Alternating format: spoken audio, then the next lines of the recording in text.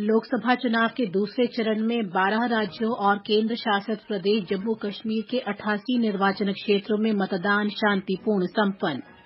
1202 उम्मीदवारों की राजनीतिक किस्मत ईवीएम में बंद। शेष चरणों के लिए प्रचार तेज। सभी राजनीतिक दलों के नेता देश के अलग अलग हिस्सों में रैलियां और रोड शो कर रहे हैं। सर्वोच्च न्यायालय ने वीवीपीएटी के साथ ईवीएम डेटा के 100% सत्यापन की याचिका खारिज की। ओडिशा में भीषण गर्मी से जनजीवन प्रभावित। मौसम विभाग ने कई जिलों के लिए रेड अलर्ट जारी किया। शंघाई तीरंदाजी विश्व कप में भारत की ज्योति सुरेखा वेन्नम और अभिषेक वर्मा कंपाउंड मिक्स टीम के फाइनल में पहुंचे। और आईपीएल क्रिकेट में कोलकाता नाइट राइडर्स और पंजाब किंग्स के बीच मैच जारी।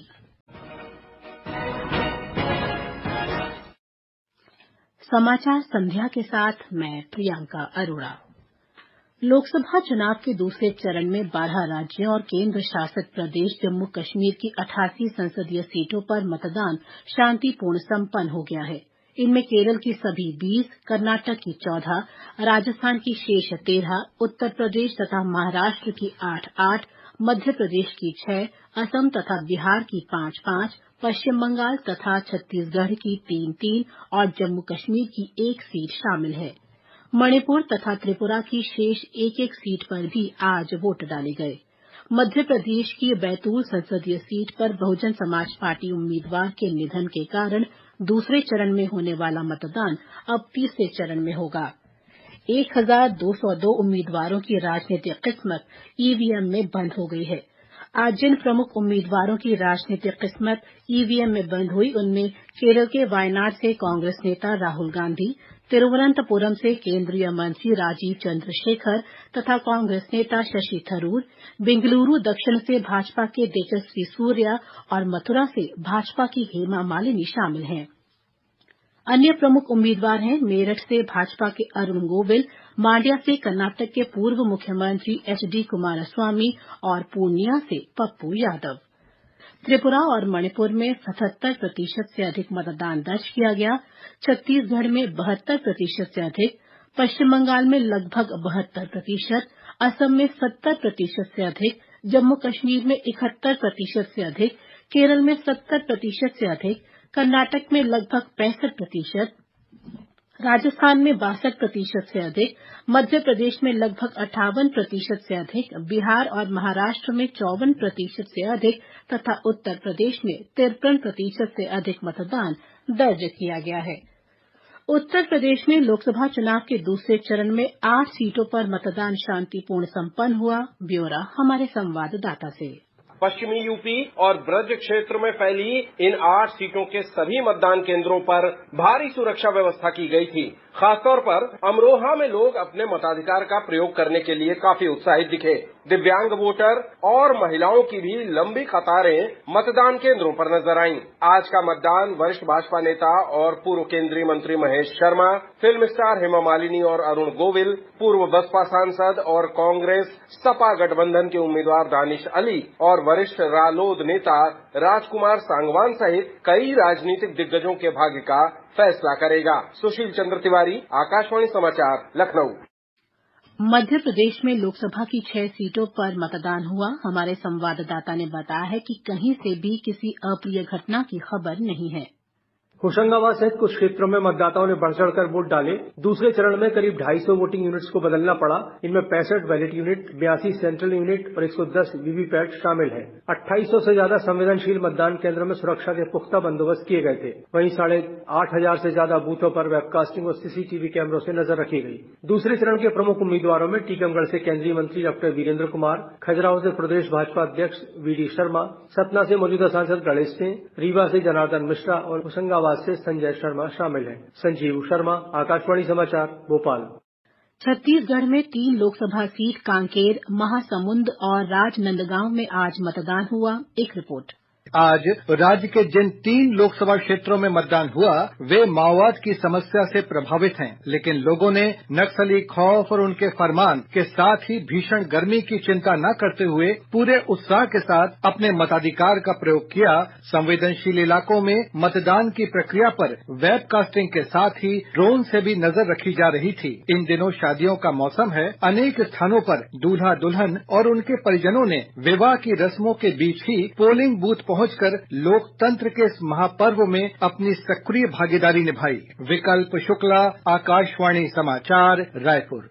राजस्थान के 13 लोकसभा निर्वाचन क्षेत्रों में आज दूसरे चरण में शांतिपूर्ण मतदान संपन्न हुआ। एक रिपोर्ट। युवाओं के साथ बुजुर्ग और महिलाओं ने भी आज बढ़ चढ़कर मतदान किया। कई जगह नवदंपतियों ने मतदान कर अपना कर्तव्य निभाया। कोटा के एक मतदान केंद्र पर एक प्रसूता नवजात के साथ वोट डालने के लिए मतदान केंद्र पहुंची। सरहदी क्षेत्र बाड़मेर की दूर दराज की ढाणियों में लोग ऊंट गाड़ियों में बैठकर मतदान करने पहुंचे। जितेंद्र द्विवेदी, आकाशवाणी समाचार, जयपुर। महाराष्ट्र से भी शांतिपूर्ण मतदान की खबर है। दूसरे चरण में महाराष्ट्र में आज जिन 8 सीटों पर मतदान हुआ उनमें से 5 विदर्भ क्षेत्र और 3 मराठवाड़ा क्षेत्र में हैं। राज्य में लगभग 53.76% मतदान दर्ज किया गया, जिसमें सबसे अधिक वर्धा में 56.66% मतदान हुआ। इस चरण में 4 मौजूदा सांसद अपनी किस्मत आजमा रहे हैं। इसमें अमरावती से बीजेपी उम्मीदवार नवनीत राणा, बुल्डाना से शिवसेना शिंदे गुट के सांसद प्रतापराव जाधव, वर्धा से बीजेपी के रामदास तड़स और नांदेड़ से बीजेपी सांसद प्रतापराव चिखलीकर शामिल है। अमरावती और अकोला सीट पर त्रिकोणीय मुकाबला है। अमरावती में नवनीत राणा का मुख्य मुकाबला कांग्रेस प्रत्याशी बलवंत वानखेड़े से होगा। इसके अलावा प्रहार जनशक्ति के दिनेश बूब और वंचित बहुजन आघाड़ी समर्थित उम्मीदवार आनंदराज आंबेडकर जैसे अन्य उम्मीदवार मौजूदा सांसद के लिए चुनौती पेश करेंगे। जबकि अकोला में भाजपा के उम्मीदवार अनूप धोत्रे का मुख्य मुकाबला कांग्रेस उम्मीदवार डॉक्टर अभय पाटिल और वंचित बहुजन आघाड़ी के प्रमुख एडवोकेट प्रकाश आंबेडकर से होगा। धनंजय वानखेड़े, आकाशवाणी समाचार, नागपुर। लोक निर्णय 2024 मतदान स्पेशल। आम चुनावों के मतदान पर विशेष कार्यक्रम। विभिन्न अंचलों से मतदान की खबर। संवाददाताओं से मिलेगी सीधी जानकारी। विशेषज्ञों की भी सुनेंगे राय। आकाशवाणी गोल्ड पर सुनिए लोक प्रसारक के साथ लोक निर्णय 2024 मतदान स्पेशल।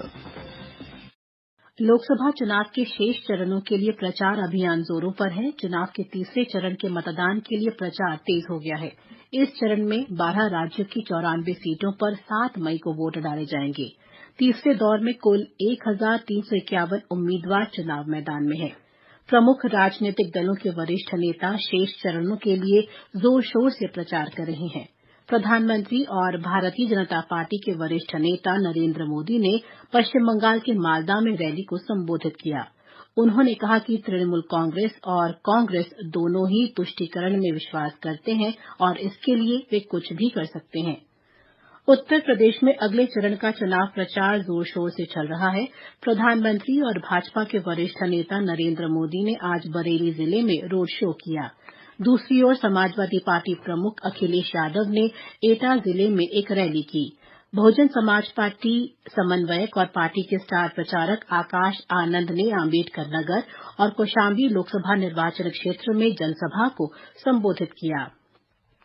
गृह मंत्री और भाजपा के वरिष्ठ नेता अमित शाह ने आज छत्तीसगढ़ में दुर्ग लोकसभा क्षेत्र में बेमेतारा कस्बे में जनसभा को संबोधित किया। भाजपा नेता अमित शाह ने आज मध्य प्रदेश के अशोकनगर और राजगढ़ में भी चुनावी सभाओं को संबोधित किया। मध्य प्रदेश कांग्रेस के अध्यक्ष जीतू पटवारी, राज्यसभा सांसद विवेक तन्खा और पूर्व केंद्रीय मंत्री अरुण यादव ने आज बरहानपुर में प्रचार किया। पश्चिम बंगाल में तृणमूल कांग्रेस की वरिष्ठ नेता और मुख्यमंत्री ममता बनर्जी ने आज घाटाल संसदीय क्षेत्र के पिंगला में जनसभा को संबोधित किया। सुश्री बनर्जी ने कहा कि उनकी पार्टी के उम्मीदवार विकास करने के लिए प्रतिबद्ध हैं। लोकसभा चुनाव के चौथे चरण के लिए आज नामांकन पत्रों की जांच की गई।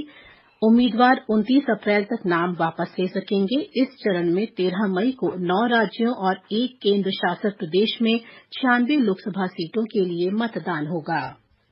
लोकसभा चुनाव के 5वें चरण की अधिसूचना आज जारी होने के साथ ही नामांकन भरने की प्रक्रिया शुरू हो गई है। इस चरण में 6 राज्यों और 2 केंद्र शासित प्रदेशों की 49 सीटों के लिए मतदान होगा।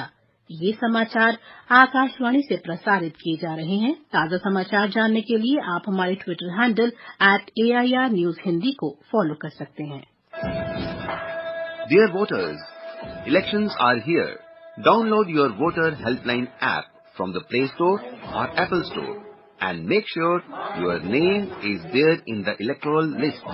Voter helpline app also helps in voter registration, search in electoral roll, information on the candidates, election results, complaint and information on EVM and election process. चुनाव का पर्व, देश का गर्व।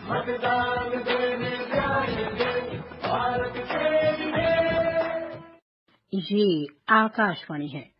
सर्वोच्च न्यायालय ने आज मतदान पुष्टि पर्ची वीवीपीएटी और इलेक्ट्रॉनिक वोटिंग मशीन ईवीएम के 100% मिलान वाली याचिकाओं को खारिज कर दिया है। ये फैसला न्यायाधीश संजीव खन्ना और दीपांकर दत्ता की एक पीठ ने सुनाया। हालांकि 18 अप्रैल को इन मामलों पर फैसला सुरक्षित रख लिया गया था। उपराष्ट्रपति जगदीप धनखड़ ने कहा है कि भारत एक उभरती महाशक्ति है। उन्होंने कहा कि देश विकसित और विश्व गुरु बनने की दिशा में अग्रसर है। हैदराबाद में भारत बायोटेक के वैज्ञानिकों के एक समूह को संबोधित करते हुए उन्होंने कहा कि भारत की मानव शक्ति पूरी दुनिया में योगदान दे रही है। उत्तरी कश्मीर के बारामूला जिले के सोपोर के नौपोरा क्षेत्र में सुरक्षा बलों ने आज मुठभेड़ में 2 आतंकवादियों को मार गिराया। मारे गए आतंकवादियों की पहचान की जा रही है। उनके पास से हथियार और गोला बारूद सहित आपत्तिजनक सामग्री बरामद की गई है। पुलिस, सेना और सीआरपीएफ ने नौपोरा में घेराबंदी की और संयुक्त तलाशी अभियान के बाद कल दोपहर मुठभेड़ शुरू हो गई। रक्षा सचिव गिरिधर अरमाने ने शंघाई सहयोग संगठन के सदस्य देशों की समृद्धि और विकास के लिए आतंकवाद के प्रति कतई बर्दाश्त न करने की नीति अपनाने की आवश्यकता पर बल दिया है। श्री अरमाने ने कजाकिस्तान के अस्ताना में शंघाई सहयोग संगठन देशों के रक्षा मंत्रियों की बैठक में ये बात कही। उन्होंने संगठन देशों में शांति, स्थिरता और सुरक्षा बनाए रखने के प्रति भारत की दृढ़ प्रतिबद्धता को दोहराया।